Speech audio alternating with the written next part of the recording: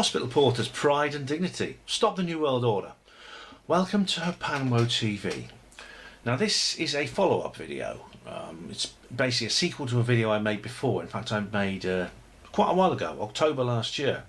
So if you've not seen it yet, then go to the link in the description box per Panwo TV tradition, and please check out that video. It's called Michael Shermer Traitor.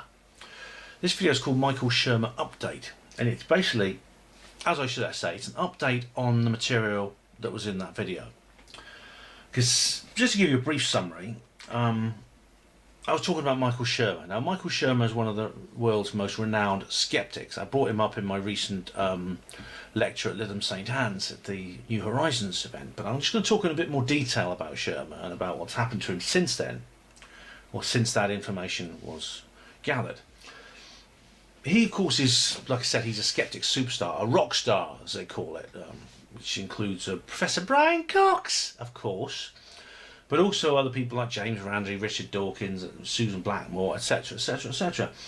Now, Shermer, he used to be a bicycle racer, and he had a mystical experience when he was out on a bike race, because these cycle racers, they push themselves to their limit and they get very tired, and he went into an altered state of consciousness. But he never believed it. He always thought, well, it's not real. It's just all in my head. So he wanted to know, well, what makes people's brains do that? And of course, he founded the Skeptic Society. He's the editor of the Skeptic magazine, which I've read. I don't subscribe to it, I should add. People like Richard Dawkins, James Randi, many of these other rock stars, these heroes of skepticism, have all written columns for that particular journal. And he wrote books like Why Do People Believe Weird Things? The Skeptic Encyclopedia of Pseudoscience, things like that.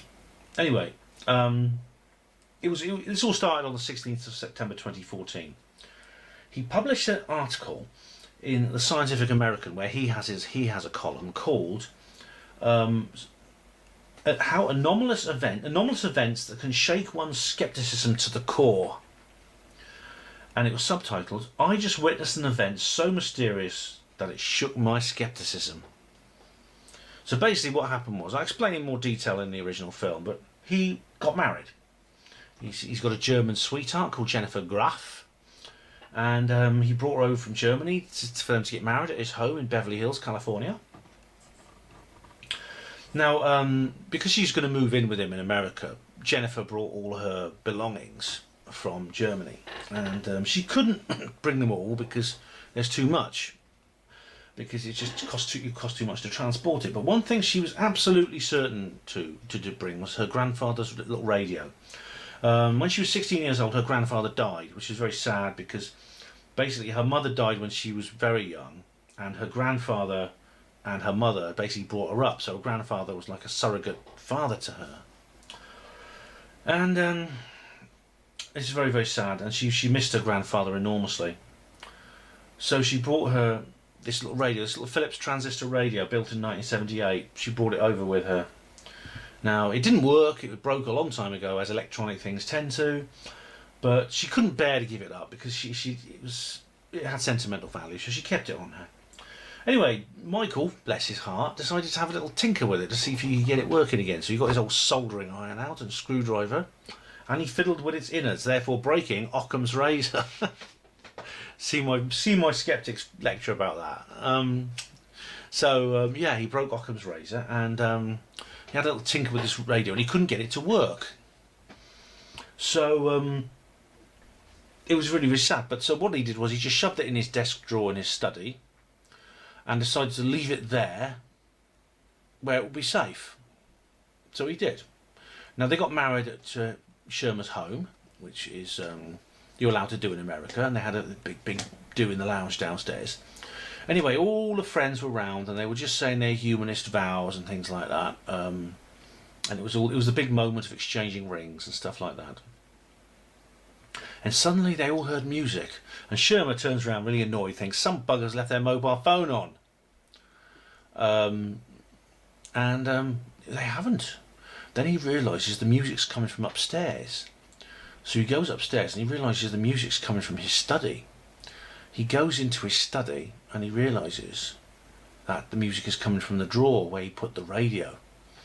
He opened up the drawer and sure enough, the radio is working. It's playing a song. And not only that, it's playing a song which is exactly what it was, a song that her grandfather loved. It was a romantic song that Jennifer's grandfather was very fond of. When it finished playing the song, it broke down and it never worked again. It hasn't worked again to this day. It stopped, sure never to go again. Isn't that weird? Well, Shermer seemed to think so, yeah. And this is what's really odd, right? Shermer says in this article, if he'd heard this story from somebody else, he wouldn't have believed it. Well, he has heard these sort of things from other people, and he hasn't believed them. Yeah, I mean, he knows more than anyone else, right? Because what would happen if you question a, quote, rational explanation, unquote. Shermer knows the implications of that. He knows the consequences too. But he said this is what he said in his article. I have to admit, it rocked me back on my heels and shook my skepticism to its core. The emotional interpretations of such anomalous events grant them significance regardless of their causal account. And if we are to take seriously the scientific credo, to keep an open mind and remain agnostic when the evidence is indecisive or the riddle unsolved, we should not shut the doors of perception when they may be opened to us to marvel at the mysterious. Isn't that amazing? And that's an absolutely unbelievable, extraordinary statement for a skeptic to make. And I read that and I thought, has Michael Shermer actually ceased to be a skeptic? Is he coming over to our side? And as you know, if you watch the first film, I mean, the actual skeptics were far from happy about it. And I mean, this is a good, important point, you know, because Richard Dawkins has this thing called the Clergy Project, because he believes there's a lot of people who are vicars and priests who have lost their faith but don't want to say it because their livelihood depends on them being carrying on being a vicar. And so they go through the motions of Christian ritual. If they say anything, they'll not only lose their job, they might lose family and friends. So they just keep stum and they just keep saying, "Oh yes, I believe in God, I believe in God," and they never ever confess that they don't. And Richard Dawkins has this thing called the Clergy Project, which is designed to bring these secret atheists out of the closet. Now, that's very interesting because I wonder if maybe we should do the same thing for skeptics. Because Shermer is in a position where he's not unlike one of these priests. He is effectively a high priest of skepticism. He is in a position where he might lose family, friends, and a lot of influence, and of course his career, if he was to come out and say, "I'm not a skeptic anymore." So maybe we should have something similar to the Richard Dawkins' Clergy Project for ex-skeptics or skeptics having doubt. Anyway, since then I've been monitoring Michael Shermer's activities very, very closely just to see if there's any change in his behaviour that suggests he's about to cross over the central reservation, so to speak. So I thought, well, he's got a website, michaelshermer.com, but he doesn't do very much with it except post links to his articles in his Scientific American column. But I'll just tell you, right, the kind of what he's been writing since then. In November last year, he wrote this. He wrote an article called "Why Do People Believe in Conspiracy Theories?" And he said inside, this is what he did, one of the things inside was this. This is a quote from the article. "Encouragingly, Usinski and Parent," that's two psychological researchers, "found that education makes a difference in reducing conspiratorial thinking. Even so, it means that more than 1 in 5 Americans with postgraduate degrees show a high predisposition for conspiratorial belief. As an educator, I find this disturbing." So not encouraging so far. So time moves forward. It's then February 2016. He says, February 2016. Yeah, he says, "What can be done about pseudo-skepticism?" And in this he riles against climate change deniers and about how the tobacco industry used to tell people smoking wasn't really unhealthy and it couldn't cause fires in your house and things like that. Now go to my video Merchants of Doubt, a review. That's where I talk more about that in detail. But anyway, Shermer was in that movie, incidentally. Anyway, that's pretty bad. But anyway, I think what put the cherry on the cake was something that he wrote back in May. He said this. Where is it? Yeah, this was this does put the cherry on the cake as far as I'm concerned. The difference between science and pseudoscience, and he talks about Wall Thornhill and the electric universe theory. And he goes on, and 9/11 conspiracy theories, and then he goes on to Professor Gary Schwartz. Now this is the most relevant thing of all, because Professor Gary Schwartz is a paranormal researcher. He's a top psychologist and a scientist. A bit like, he's kind of American equivalent of Rupert Sheldrake. But he's been researching psychic mediums and clairvoyance and ESP, and he thinks it's real. And therefore, of course, the skeptics, he's a skeptic's hate figure. I mean, James Randi calls him Gullible Gary. James the Jerk Randi. Gullible Gary. Anyway, this is what Shermer says about Gary Schwartz and his work on afterlife communications. I've got a lot of respect for Gary Schwartz, I should say. I've interviewed Paul Davids, a friend of his, and I think he's on the pub. Anyway, this is what Shermer says. Professor Gary Schwartz explained that the brain is like a television set and consciousness is like the signals coming into the brain. You need a brain to be conscious, but consciousness exists elsewhere. But TV studios generate and broadcast signals. Where, I inquired, is the consciousness equivalent to such production facilities? Professor Schwartz did not answer. Unfortunately, this means that Shermer has not really entertained the possibility that the incident at his wedding was a genuine supernatural event. He's probably just written it off as a coincidence. It wasn't his dead grandfather-in-law coming through, despite the extraordinary. I mean, it happened to start working at that moment, just when they were exchanging rings, when Jennifer was really missing her granddad, wishing he was there to give her away, as she said. And it starts playing a song, not just any song. It's radio that's not worked for over 30 years. Suddenly, it starts playing a song that her granddad liked. But that's just a coincidence, nothing to worry about. So it looks as if Michael Shurmer has just simply picked himself up, dusted himself off, and carried on walking down Skeptic Avenue without even breaking his stride. And that's a great shame. In fact, he's sort of taking a different route now. He's written a book called The Moral Arc, which is a work of philosophical ethics. It's been inspired by Steven Pinker. What a name, that. Called The Better Angels of Our Nature. It paints an optimistic view of people about how our ethics we're becoming kinder. I'm not sure that's true, actually. But anyway, that's what Shermer's written a book based on that. Now, what's interesting, this book was published just 6 months after the radio incident at his wedding. I've written books myself, as you know if you watch regularly. And I know that meant that he had to be in the middle of that book when the radio incident happened.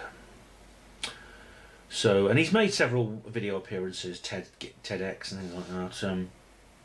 He did a dialogue with Richard Dawkins since then. So he's completely just dismissed this anomalous event that shook his scepticism to his core. He's obviously persuaded himself that it wasn't a really anomalous event, it's coincidence, wishful thinking, etc, etc, etc. Onus, Occam's razor, onus, burden of proof and all that bollocks. So does that mean all hope's gone? And he's gonna stay a skeptic for the rest of his life? I mean, he's 62, I believe, so he's getting on a bit now. And people say, "Oh, once you reach the age of 50, you never change your mind about anything." But that's not true. People do. People rarely change their minds overnight about something that's very fundamental to their worldview. The road to Damascus conversion of St. Paul, I mean, that doesn't happen in real life.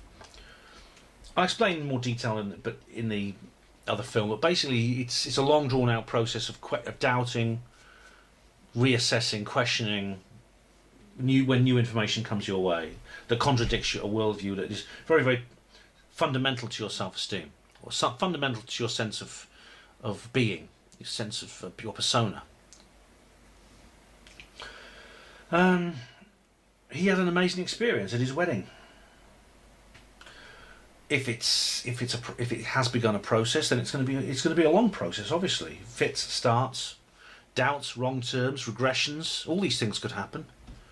He could eventually become a believer, as he would say, but there's going to be a lot of obstacles in his way. He's got a lot of thinking process to go through, and he's not going to find it easy. No one finds it easy to abandon something that previously you believed and you don't anymore. Maybe some of you watching this has been through this experience. Maybe you used to believe in the official story of 9/11, or used to believe there were no such things as ghosts, and then you get into the paranormal investigation. You start watching channels like mine, and it shows you otherwise.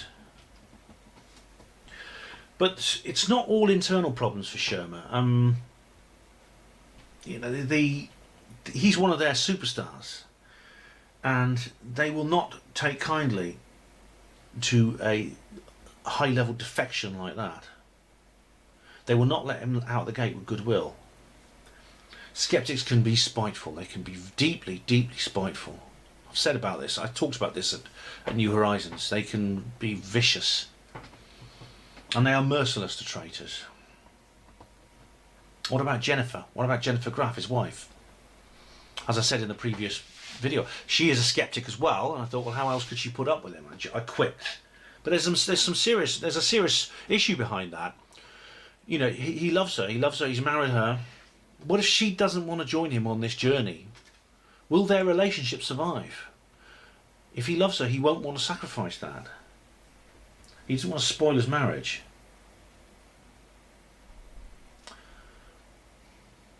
We'll have to see. I mean, there may be another update to this. I don't know. But what I'd like to say, though, to Michael Shermer, if he's watching this, I will do everything I can to defend him against his detractors if he does decide to turn coat and to swap benches. I will be waiting for him to welcome him with open arms into our community, and to do everything I can to save him from any of the hardships he might experience as a result. So if you're watching, Michael, get in touch.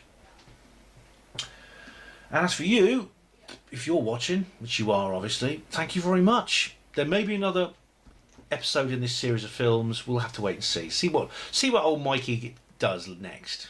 You never know. Hospital Porters, Pride and Dignity, stop the New World Order.